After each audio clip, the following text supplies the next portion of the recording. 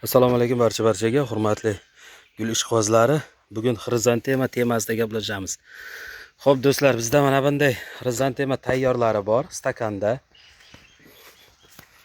Ildiz otgan, chiroyli, hamma rangidan qilib beramiz do'stlar. Xo'p, undan keyin mana bunday niholchalari bor.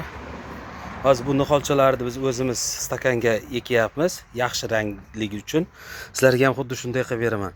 Ha, mana 5000 ta esa 5000 ta bir kishiga sotilgan. Buni bugun chiqarib yuboramiz. Xo'p, biz qanday qalamcha qilyapmiz do'stlar? Mana shuni bitta niholchani 30 santimetrli niholchani ildiz tarafi bor, keyin uch tarafi bor, o'rta tarafi bor. Bularni qalamcha qilamiz. Manolarda esa ildiz taraflarda esa mana bunday stakanlarga o'tirg'izamiz do'stlar. Mana hozir ko'rsataman. Mana shu xuddi shunday kesilgan holati mana. Уже haligisi chiqarib bo'lgan yonlaridan shoxchalar. Manolari esa uch qismi qalamcha hisobida ildiz otib ketadi.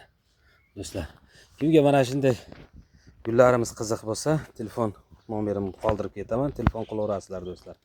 Xo'p, stakandagilarimiz 1,5 so'mdan, niholchalarimiz esa 1000 so'mdan. Ko'p oladigan odamlarga kelishtirib beramiz do'stlar. Sog' bo'linglar, salomat bo'linglar.